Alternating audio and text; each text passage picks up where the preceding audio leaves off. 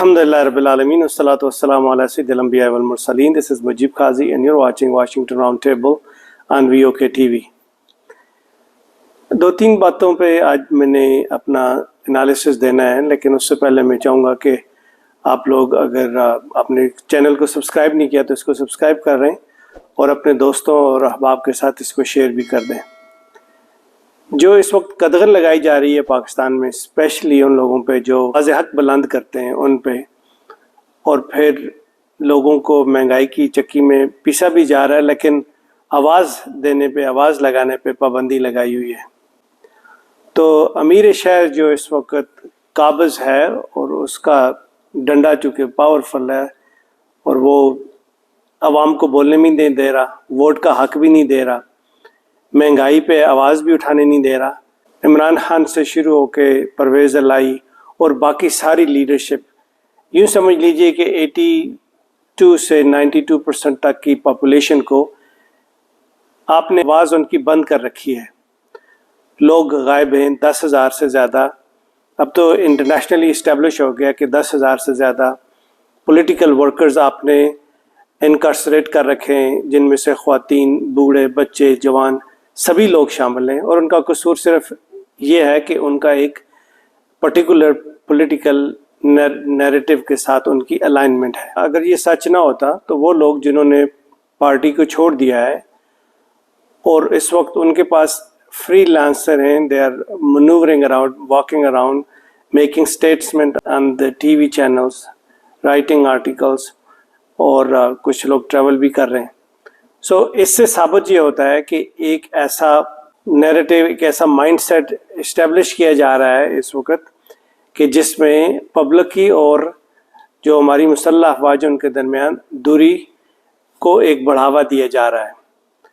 ज़बरदस्ती, डंडे के ज़ोर पे, धौंस से उस मोहब्बत को अगर वापस लाने की कोशिश की भी अगर जा रही है तो वो आर्टिफिशियल है, उसमें कोई सच्चाई नहीं है, वो सिर्फ डर की वजह से, खौफ की वजह से हो सकता है। लेकिन वो प्यार, मोहब्बत और अपनी जो एक रोमांस था पाकिस्तान मिलिट्री के साथ पाकिस्तानी अवाम का, वो नहीं हो सकता। उसकी एक छोटी सी मिसाल मैं आपको ये दूं कि मैं आज एक BBC की रिपोर्ट पढ़ रहा था जिसमें उन्होंने कहा है कि जब एक केबल में, एक चेयर लिफ्ट पे जब कुछ बच्चे स्टूडेंट्स फंस गए थे तो निगरान वज़ीर-ए-आज़म ने अपने आप को मीडिया में हाइप क्रिएट करने के लिए पाकिस्तान मिलिट्री को इनवाइट किया कि वो आके बच्चों को रेस्क्यू कर सकें। पूरा दिन एक लंबी फिल्म चलती रही। मीडिया रिपोर्ट्स के मुताबिक, obviously it appeared on many international media outlets as well. पूरा दिन लगाने के बाद आखिर में 1 या 2 बच्चों को रेस्क्यू किया, बाकी को छोड़ के अंधेरा हो गया, हेलीकॉप्टर फ्लाई नहीं कर सका, क्योंकि जब माउंटेन टेरेन ऐसी हैं जिसमें आप लोगों की इतनी एक्सपर्टीज़ नहीं होती, आप लोग नहीं कर सकते जो काम, उसमें जानबूझ के अगर आप हाथ डालेंगे तो ऑब्वियसली उसके रेपरकशंस होंगे। तो लोकल लोग जिनका ये बिज़नेस था, उन्होंने अपने ताईं वहाँ पे एक डोली के हिसाब से लेके गए और सारे बच्चों को रेस्क्यू कर लिया।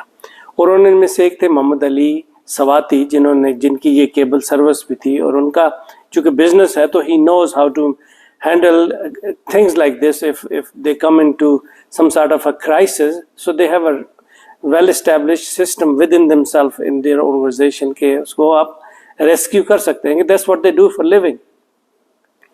तो ये तो अलाई के मुकाम पे उनकी केबल थी जिसमें माल फंक्शनिंग होगी, प्रॉब्लम आ गई तो उसको हेडलाइन बना के इंटरनेशनल लेवल पे एक आपने हाइप क्रिएट कर दी। ऑन दी अदर हैंड, उसी बंदे ने इन्वेस्टमेंट पॉइंट ऑफ व्यू से खानपुर डैम पे इसी तरह का एक और सेटअप अरेंज किया जिसमें प्राइवेट लोगों के साथ उसने एग्रीमेंट किया जिनको वो रेंट पे करता था, जिनकी लैंड इस्तेमाल हो रही थी।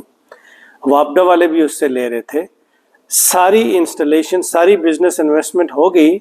चूँकि उस बंदे को पॉपुलैरिटी मिल गई थी, चूँकि उस बंदे ने अपने आप को एक हीरो साबित करने की कोशिश की थी, कोशिश नहीं की थी बल्कि he was actually a hero who has saved lives of many. चूँकि उसकी आवाज़ बन गई थी, कुछ लोग उसकी आवाज़ को सुनते थे और उसका अलाइनमेंट इस्टेब्लिशमेंट के साथ नहीं थी, क्योंकि इस्टेब्लिशमेंट को पजीराई चाहिए थी, वो पजीराई उसको मिलना शुरू हो गई। तो इन्होंने اس کا سارا سیٹ اپ، سارا سسٹم، ساری کیبل اکھاڑ کے واپڈا والوں نے اس سے چھین لیا اور اس کی ساری انویسٹمنٹ ضائع ہو رہی ہے۔ ملک کے اندر بے روزگاری ہے، ملک کے اندر افلاس ہے، جاب لیسنس ہے، بجلی نہیں ہے، پانی نہیں ہے، روزگار نہیں ہے، آٹا نہیں ہے، چاول نہیں ہے، گیس نہیں ہے، بجلی پانی نہیں ہے۔ ان ساری پرابلمس کے باوجود لوگ اپنے طور پہ اگر کوئی چھوٹا موٹا بزنس اسٹیبلش کرنا بھی چاہ رہے ہیں تو ان کو جان بوجھ کے بزنس نہیں کرنے دیا جا رہا، یہ سوچے بغیر کہ کتنے لوگوں کا رزق لگا ہوا ہے، کتنے لوگوں کی جاب لگی ہوئی ہے اس کی ایک انٹرپرائز کے ساتھ۔